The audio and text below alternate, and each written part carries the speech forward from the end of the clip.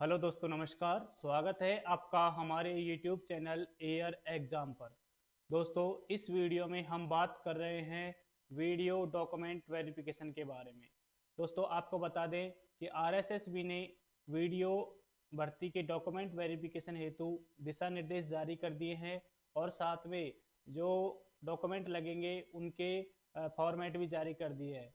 तो इस वीडियो में हम विस्तृत रूप से इन डॉक्यूमेंट्स के बारे में, सिक्योरिटी फॉर्म के बारे में और जो जो डॉक्यूमेंट आपको लेकर जाने हैं उनके बारे में बात करेंगे। तो चलिए, आप इस वीडियो में पूरी बने रहें जिससे आपके कोई भी जानकारी मिस न हो। चलिए शुरू करते हैं वीडियो।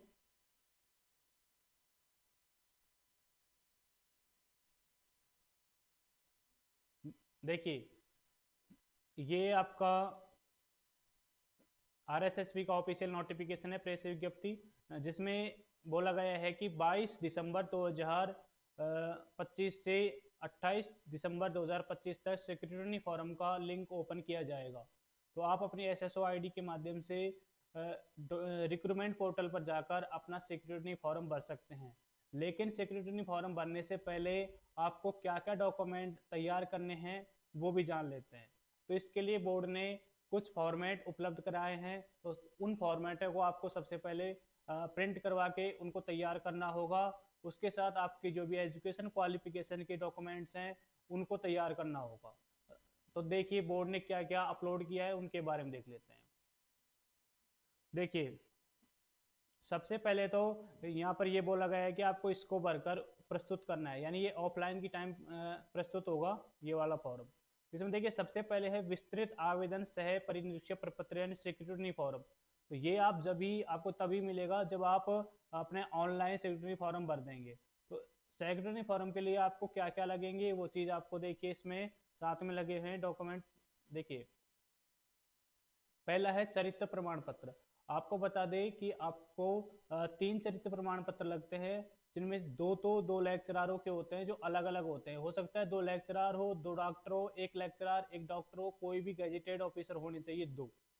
तो दो तो चरित्र प्रमाण पत्र गैजेटेड ऑफिसरों के लगते हैं और एक चरित्र प्रमाण पत्र आपकी जो भी अंतिम शिक्षण संस्थान है जहाँ से आप पढ़े हो, चाहे बीए किया हो, बीएससी किया हो और कोई कोर्स किया हो, जहाँ से आपने रेगुलर पढ़ाई की है अंतिम, वहाँ का आपको चरित्र प्रमाण पत्र देना होता है ओरिजिनल। और साथ में उसकी फोटोकॉपी जो कि दो सेट में लगती है, दूसरे सेट में लगती है। उसके बाद देखिए, आपको एक घोषणा पत्र देना होता है। ये आपके 50 रुपए के नॉन जुडिशियल स्टाम्प पेपर पर आपको इसको प्रिंट करवाना है और आप वो इसी पर टिकट लगाकर 50 रुपए का, और इसी को आपका स्टाम्प बना देता है। ठीक है, आपको स्टाम्प खरीदने की आवश्यकता नहीं है। तो खर्चा उतना ही आता है, लेकिन उसमें फिर टाइपिंग का अलग खर्चा हो जाता है तो वो थोड़ा महंगा पड़ता है। तो आप इसी को प्रिंट करवा कर कोशिश करना कि ये जो आप डॉक्यूमेंट प्रिंट कराओ फॉर्मेट, जो कलर प्रिंटर होता है उससे करवाना, भले ही वो ब्लैक एंड वाइट प्रिंट करे, कलर मत करवाना, लेकिन आप कलर प्रिंटर से करवाना। जिससे क्या होता है, जिनका आप स्टाम्प बनवाते हो ना, तो वो बिल्कुल स्पष्ट होता है। ठीक है, आगे देखते हैं। देखिए, एक ये है सादा कागज पर धूम्रपान नहीं करने संबंधी वचन पत्र। तो एक इसको देखिए, जो जिसमें सादा कागज लिखा हुआ है उसमें आपको स्टाम्प की भी आवश्यकता नहीं है और ना ही किसी नोटेरी की आवश्यकता है। देखिए, ये अविवाहित, यदि आपकी शादी नहीं हुई है तो आपको ये वाला घोषणा पत्र भी देना होगा। ये भी आपको 50 रुपए की नॉन जुडिशियल स्टाम्प पर देना होगा और नोटरी करवानी होगी। ठीक है, इसके बाद देखिए, ये है आपकी शादी हो गई है तो आपको ये वाला देना होगा। इनमें से कोई सा एक ना हो, अगर शादी हो गई है तो शादी वाला, नहीं हुई है तो नहीं वाला। उसके बाद देखिए, विधवा अभ्यर्थी के लिए है ये। तो यदि आप विधवा हैं तो आपको ये वाला लेडीज के लिए, और अगर आप परित्यक्ता हैं तो आपको ये वाला। इनमें से आप अपनी कैटेगरी के अनुसार, जो भी आप अनमेरिड है, मैरिड है, विधवा है, जो भी है, तो आप उसके अनुसार एक आपको प्रिंट करवाना होगा स्टाम्प पर, या तो स्टाम्प पर या फिर इसी को ले जाना, इसी पे टिकट लगा देगा और इसको नोटरी कर देगा। उसके बाद देखिए, यदि विवाह आपका 22/5/2006 से पूर्व हुआ है तो आपको ये भी प्रस्तुत करना होगा। देखिए, ये भी स्टाम्प पर ही है, 50 रुपए के स्टाम्प पर।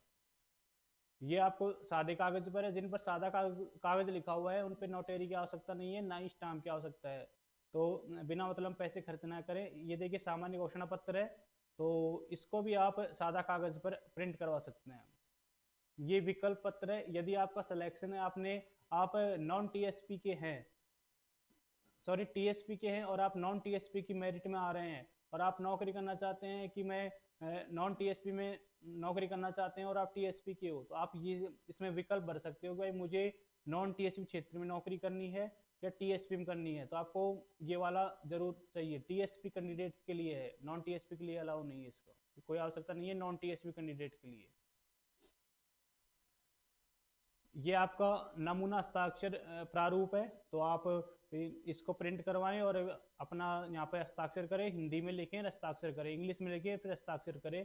तो आपने जैसा ओटीआर में हस्ताक्षर कर रखा है वैसा ही आपको हस्ताक्षर करना है। उसके बाद ये सामान्य कागज पर इसको प्रिंट करवाना है और इसमें भी अपने हस्ताक्षर करने हैं। इसको भी यानी आपको लगभग सभी जो फॉर्मेट है उनको प्रिंट करवाना है, सिर्फ एक मैरिड अनमैरिड वाले की छोड़ के अलावा, जैसे मैरिड अनमैरिड विधवा परित्यक्ता वाले में से अपने कैटेगरी अनुसार एक कोई प्रिंट करवाना है। ठीक है। उसके बाद अपन बात करें कि जब आप ऑनलाइन एसएसओ के माध्यम से सिक्योरिटी फॉर्म भरोगे तो वहाँ पर आपसे अटेस्टेशन फॉर्म मांगेगा।